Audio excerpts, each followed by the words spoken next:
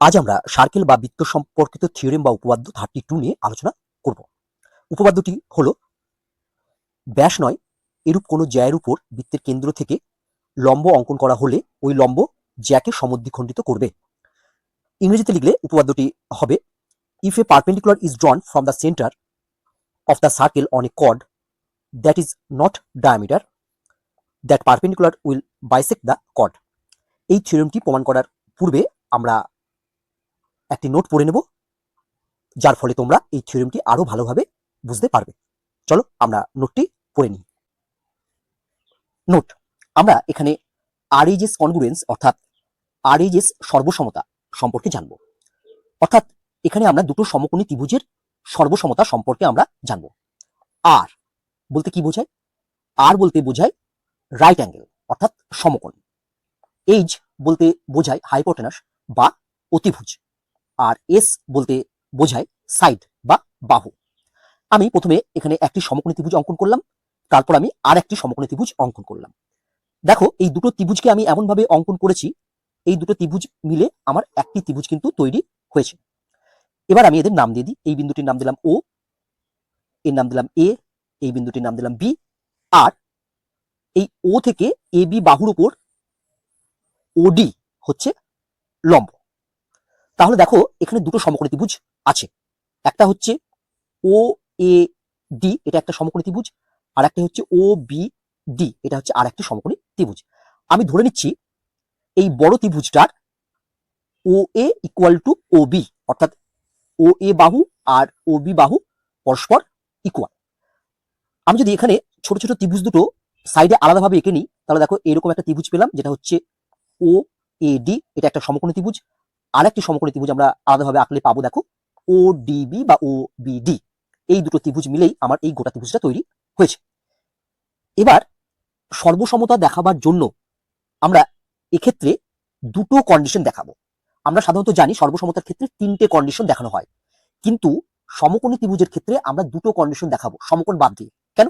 কারণ দেখো, এই যে দুটো ত্রিভুজ আছে, একটা হচ্ছে ও এ ডি আর একটা হচ্ছে ও বিডি, তাদের ক্ষেত্রে দেখো ও এ ডি ত্রিভুজের এই কোণটা হচ্ছে কত ডিগ্রি? 90 ডিগ্রি সমকোণ। আবার ও বি ডি ত্রিভুজের এই কোণটা হচ্ছে আমার 90 ডিগ্রি, মানে হচ্ছে সমকোণ। অর্থাৎ দুটো সমকোণী ত্রিভুজের ক্ষেত্রে দুটো ত্রিভুজেরই একটি করে কোণের মান 90 ডিগ্রি থাকবে, তাহলে সেই দুটো কোণ অবশ্যই সমান হবে।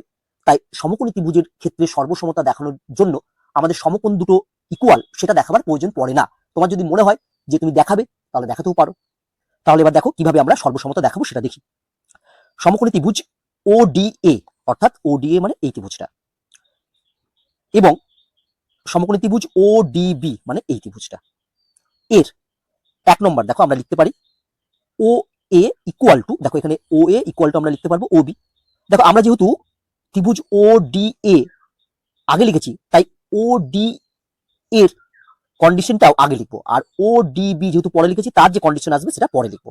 তার জন্য আমরা দেখো ও ডি এ এই ত্রিভুজের ও এ বাহুটার সঙ্গে সমান হবে ও ডি বি ত্রিভুজের ও বি বাহুটা, তাই আমরা লিখছি ও এ ইকুয়াল টু ও বি।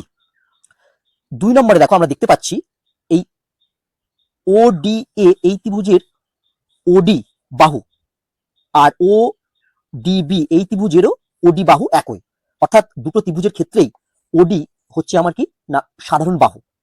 তাহলে আমরা লিখছি কি ওডি হচ্ছে সাধারণ বাহু। আচ্ছা, এরপর তুমি 3 নম্বরে তোমার যদি ইচ্ছা হয় লিখতে পারো যে কোণ ও ডি এ ইকুয়াল টু কোণ ও ডিবি, কারণ এই দুটো কোণ 90 ডিগ্রি। আমরা সাধারণত এটা লিখি না, তোমরা ইচ্ছা হলে লিখতেও পারো। সমকোণী ত্রিভুজের ক্ষেত্রে তুমি এই দুটো কন্ডিশন যদি দেখিয়ে দাও সমকোণ বাদ দিয়ে, তাহলেও সমকোণী ত্রিভুজ দুটি সর্বসম হবে। তাহলে আমরা লিখছি ত্রিভুজ ও ডি এ সর্বসম ত্রিভুজ ও ডি বি। যেহেতু এই ত্রিভুজ দুটো সর্বসম হলো, তাই এদের অনুরূপ বাহু এবং অনুরূপ কোণগুলোও সমান হবে। তাহলে দেখো, আমি যদি এই ও ডি এ এই ত্রিভুজটার এডি বাহুটা নিই, এই বাহুটা, তাহলে এই এই ত্রিভুজের অর্থাৎ ও ডি এ ত্রিভুজের এডি বাহুর সঙ্গে এই ও ডিবি ত্রিভুজের কোন বাহুটা অনুরূপ হবে? অবশ্যই এই ডিবি বাহুটা অনুরূপ হবে। তাহলে আমরা লিখবো এডি ইকুয়াল টু ডিবি। আবার দেখো, ও ডি এ ত্রিভুজের ও এ ডি এই কোণটার সঙ্গে ও ডিবি ত্রিভুজের ও বি ডি এই কোণটা সমান হবে। কেন? কারণ হচ্ছে এই দুটো কোণ হচ্ছে অনুরূপ কোণ। তাহলে আমরা লিখতে পারি যে অতএব কোণ ও এ ডি ইকুয়াল টু কোণ ও বি ডি। চলো এবার আমরা উপপাদ্য বা থিওরেম 32 নিয়ে আলোচনা করি। বিবৃতি বা স্টেটমেন্টটি আমরা প্রথমে লিখে ফেলি। ব্যাস নয় এরূপ কোনো জ্যায়ের উপর বৃত্তের কেন্দ্র থেকে লম্ব অঙ্কন করা হলে ওই লম্ব জ্যাকে সমদ্বিখণ্ডিত করবে। এবার আমরা একটি চিত্র অঙ্কন করব। আমরা প্রথমে একটি বৃত্ত অঙ্কন করলাম যার কেন্দ্র ও। এরপর আমরা একটি জ্যা অঙ্কন করব যেটি বৃত্তের ব্যাস নয়। তাহলে আমরা একটি জ্যা অর্থাৎ কর্ড অঙ্কন করলাম যার নাম দিলাম আমরা এ বি। এরপর আমরা এই এ বি এই জ্যায়ের উপর বৃত্তের কেন্দ্র ও থেকে একটি লম্ব অঙ্কন করলাম যার নাম দিলাম ও ডি। এবার থিওরেমে দেখো কি বলেছে প্রমাণ করতে। বলেছে যে লম্বটি অঙ্কন করলাম সেটি কর্ড অর্থাৎ জ্যাকে সমদ্বিখণ্ডিত করবে। আমরা দেখতে পাচ্ছি এই ওডি লম্বটি এ বি জ্যাকে দুটো টুকরো করেছে, একটি হচ্ছে এডি আর একটি হচ্ছে বিডি। তাহলে আমাদের প্রমাণ করতে হবে এডি ইকুয়াল টু বিডি। এরপর আমরা প্রদত্ত বা গিভেন অর্থাৎ যেটা অঙ্কন করলাম সেটা এবার আমরা একটু লিখব। ধরা যাক এ বি জ্যায়ের উপর ওডি লম্ব। এরপর আমরা লিখব প্রমাণ করতে হবে যে আমরা কি প্রমাণ করব না, প্রমাণ করব হচ্ছে ওডি এ বি কে সমদ্বিখণ্ডিত করে, অর্থাৎ এডি ইকুয়াল টু আমরা প্রমাণ করব ডিবি। অঙ্কন আমরা কি অঙ্কন করব না, এই ও আর এই এ যোগ করব আর ও আর এই বি আমরা যোগ করব। তাহলে ও এ আমরা যোগ করলাম, তারপর ও বি যোগ করলাম।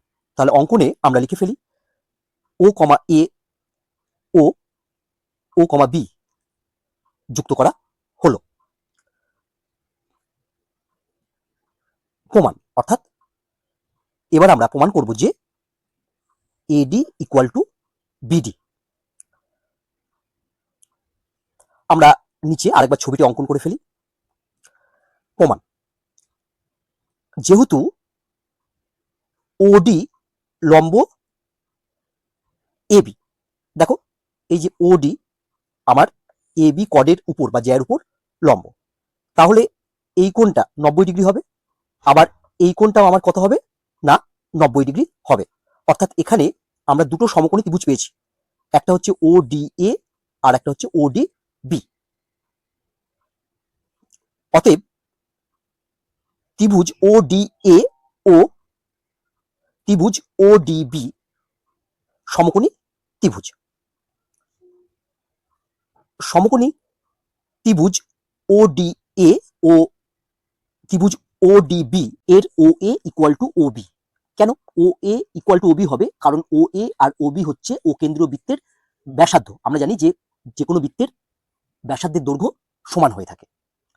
আবার দেখো এই ও এ হলো ত্রিভুজ ও ডি এ এর অতিভুজ, আবার ও বি হলো ত্রিভুজ ও ডি বি এর অতিভুজ।